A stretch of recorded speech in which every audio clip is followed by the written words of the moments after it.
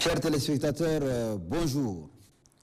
Bienvenue dans votre émission Santé et Nutrition spéciale Ramadan. Le Ramadan tire à sa fin et nous allons, Inch'Allah, bientôt fêter l'Aïd el-Fitr al-Mubarak. À cette occasion, nous avons coutume de consommer un aliment, ce qu'on appelle les friandises. Et donc nous allons vous entretenir sur ces friandises, y compris les bonbons, les pâtisseries, telles que les cakes, qu'on appelle chez nous, les confiseries, et leurs conséquences sur l'organisme. À cet effet, il a été signalé à plusieurs reprises des cas de coliques, des cas de diarrhée au cours de la fête. Cela est dû justement à une surcharge au niveau donc de l'estomac. Le jeûneur, en fait, à la rupture, donc lors de la fête, a tendance à manger beaucoup, mais le plus dangereux, c'est de manger le même type d'aliment. Ce qu'il faut retenir, c'est que tout aliment en excès est nuisible pour l'organisme. Dans le cas d'espèces, où nous parlons des friandises, ces friandises qui ont évolué également avec le temps, parce que nous voyons aujourd'hui des friandises colorées. Et donc, c'est l'utilisation des colorants. Des colorants chimiques, ce sont des produits donc chimiques dont les conséquences sont avérées, surtout les cas d'allergie qui ont été signalés. Il faut donc limiter la consommation de ces friandises lors du jour de la fête. Il faut consommer modérément ces friandises, mais alors, il faut les consommer après le repas. Ce qu'il faut privilégier en ce moment, ce sont les céréales.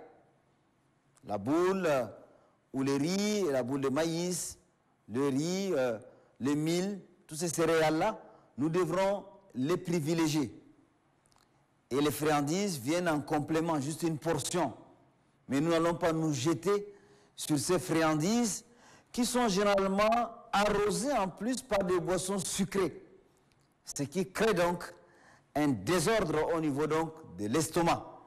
C'est ce qu'on appelle trouble digestif, irritation digestive. Et s'ensuit donc des diarrhées, des coliques qui peuvent s'étaler sur 3, 4 ou même une semaine. Cela a des conséquences sur l'organisme. Pourquoi? Parce que la diarrhée, c'est au moins 85 à 90% d'eau qui s'échappe de notre organisme. Et donc, il va falloir compenser en ce moment. Il faut suffisamment s'hydrater.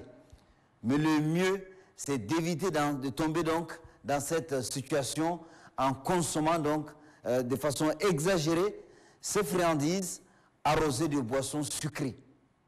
Nous devrons absolument consommer donc un aliment équilibré, un aliment contenant donc des glucides, mais aussi des lipides et des protéines.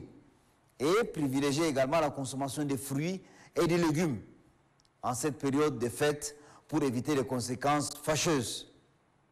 Le plus dangereux et le plus incontrôlable, c'est bien sûr les enfants.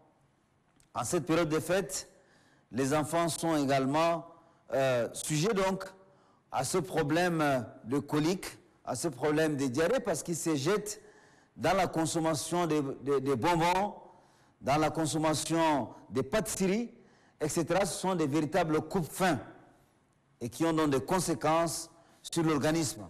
Nous devrons donc contrôler donc la consommation de ces friandises en période de fête pour éviter les conséquences fâcheuses. Par la même occasion, je voudrais donc remercier à la fin de cette émission l'ONAMA qui a donc initié cette émission de santé et nutrition et qui nous a contactés pour livrer nos modestes connaissances dans ce domaine. Et nous pensons, nous croyons que ces connaissances modestes vous ont servi donc au courant de ce mois du Ramadan. Je vous souhaite tous bonne fête, Eid al-Fitr al-Mubarak, Et puis, je souhaite surtout la santé pour tous et la paix pour le pays. Je vous remercie.